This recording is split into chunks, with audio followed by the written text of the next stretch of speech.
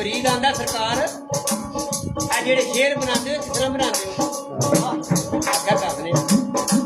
ਇੱਕ ਪਿੰਡ ਬੜੇ ਉੱਤੇ ਇੱਕ ਬੀਬੀ ਕੋਠੇ ਤੇ ਦਾਣੇ ਵੀ ਖੜੇ ਕਰੇ ਮੀਆਂ ਸਾਹਿਬ ਸਰਕਾਰ ਨੇ ਤੇ ਕਿਸੇ ਬੰਦੇ ਨੂੰ ਪੁੱਛਿਆ ਵੀ ਜਿਹੜੀ ਬੀਬੀ ਕੋਠੇ ਤੇ ਦਾਣੇ ਵੀ ਖੜੇ ਕਰਦੀ ਇਹਦਾ ਨਾਂ ਕੀ ਹੈ ਉਹਨੇ ਆਖਿਆ ਇਹਦਾ ਨਾਂ ਰਾਣੀ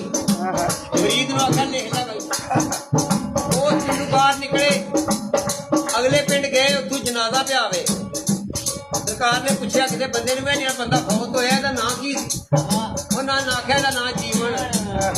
ਸਰਕਾਰ ਨੇ ਆਖਿਆ ਬੰਦਾ ਮਰਿਆ ਤੇ ਨਾਂ ਜੀਵਨ ਮਰੀਜ਼ ਨੂੰ ਆਖਿਆ ਵੀ ਲਿਖ ਲੈ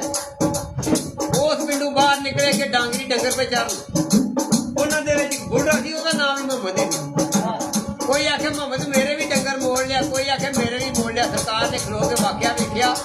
ਭਾਈ ਬੁਢੇਰਾ ਬੰਦਾ ਤੇ ਕੋਈ ਕਹਿੰਦਾ ਮੇਰੇ ਵੀ ਡੰਗਰ ਮੋੜ ਲਿਆ ਕੋਈ ਮਰੀਜ਼ ਨੂੰ ਆਖਿਆ ਵੀ ਲਿਖ ਲੈ ਅਗਲੇ ਪਿੰਡ ਗਏ ਜਿਹੜੇ ਨਕਲੀ ਪੀਰ ਉਹਦੇ ਖਾਣੇ ਪੱਕ ਹੋਣ ਦੁਆਲੇ ਬੀਬੀਆਂ ਬੈਠੀਆਂ ਕੋਈ ਝੁੱਟੇ ਪਈ ਕੋਈ ਕੁਝ ਵੀ ਕਰੇ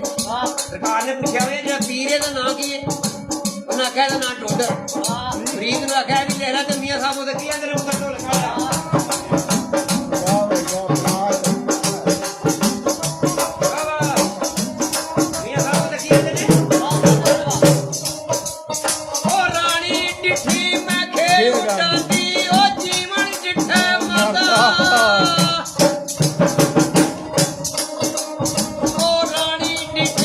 Yeah.